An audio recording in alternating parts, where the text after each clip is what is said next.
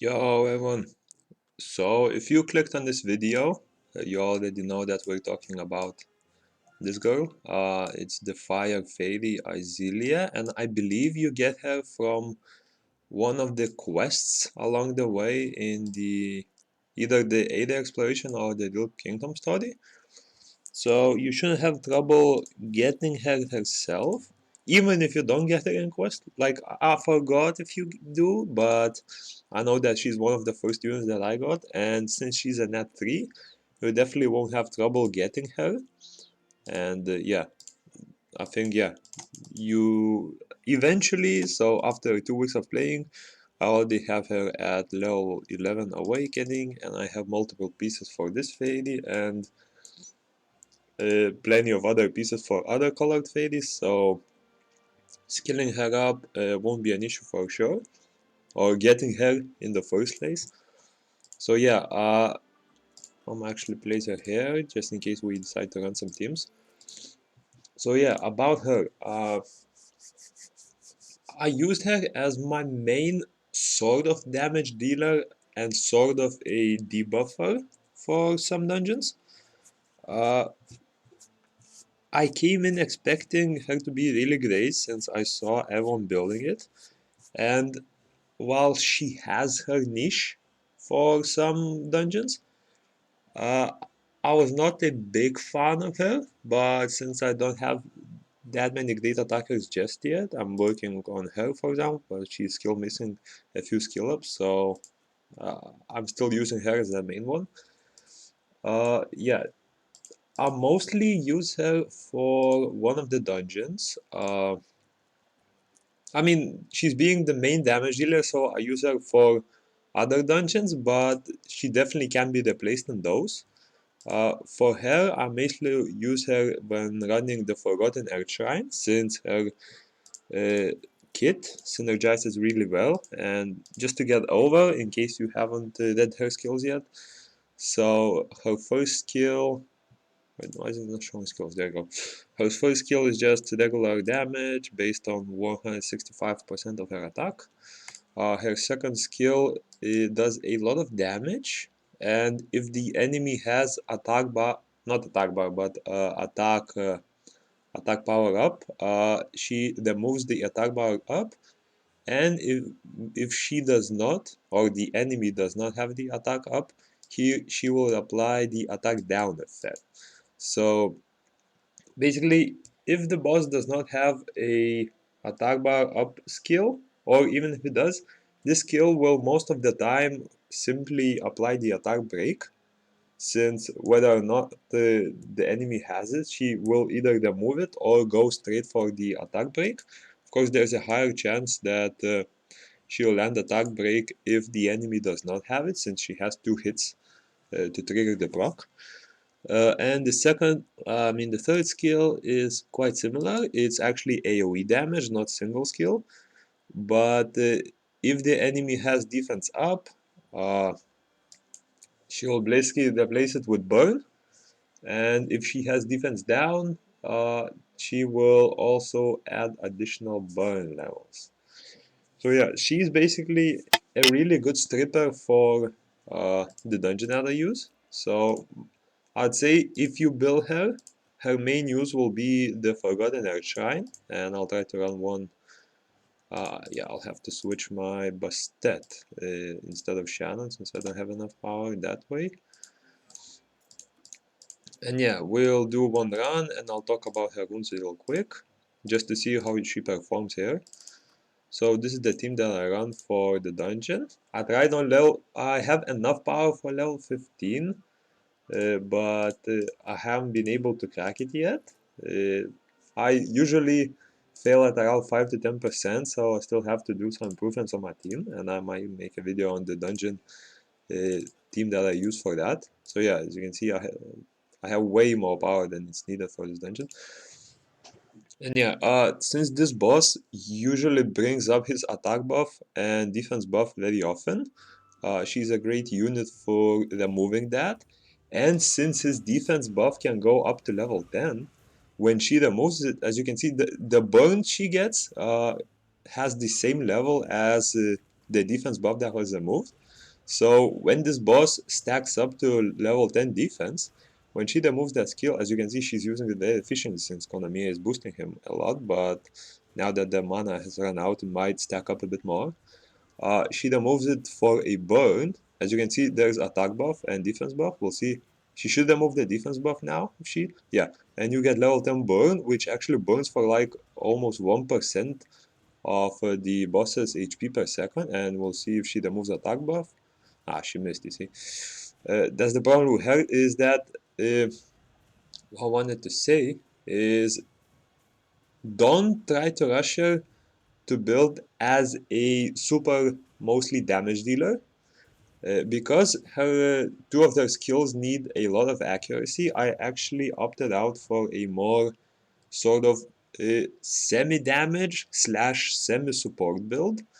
So for this dungeon, for example, I tried using her as a main damage dealer, so for either speed crit damage attack or attack crit damage attack.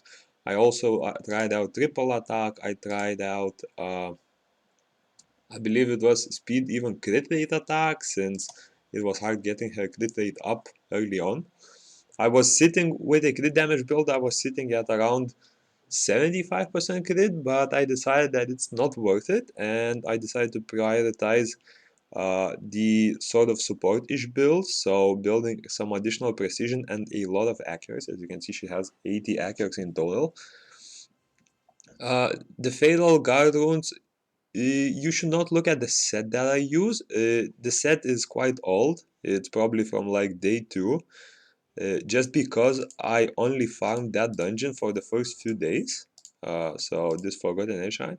And since it only drops Fatal and Guard runes, I just went for that set and haven't bothered to change it yet.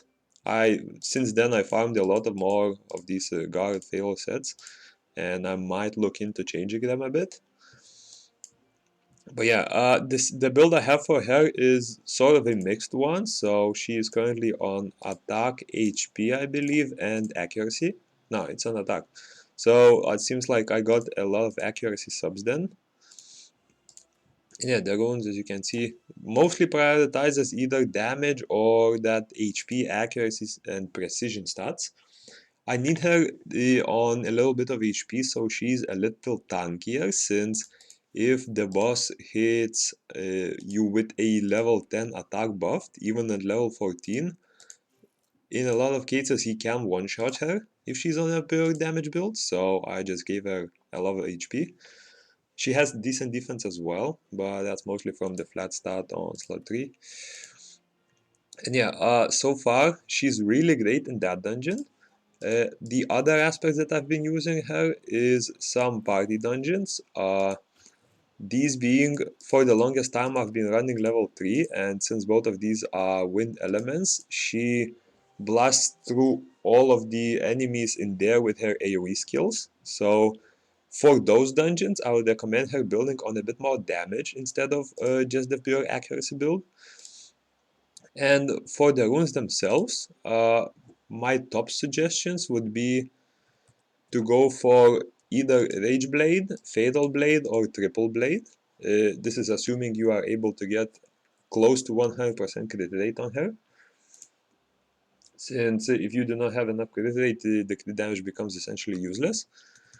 Yeah, for early on, if you are not able to get 100% crit, just go for a pure attack build. So if you are able to do so, try to go for a fatal set. The second set you get does not matter. For example, if you found only fatal runes, you will naturally most likely have a guard set as the 2 set bonus. But if you do not manage to get good guard runes, just use whatever runes to fill those other 2 with the best substats that you have, since the guard will not be that great. I just built it just because the runes I had for those slots are actually both of the guard set. Like the best runes that I have for those slots are both guards, so I just naturally build them. And yeah, if you're not able to get a good set early, just go for fatal. If you're not even able to get fatal runes, try to just get main stats of attack. I'd say attack crit damage attack crit rate attack, or triple attack. Crit rate slot 4 can help you bring the crit rate up to 100.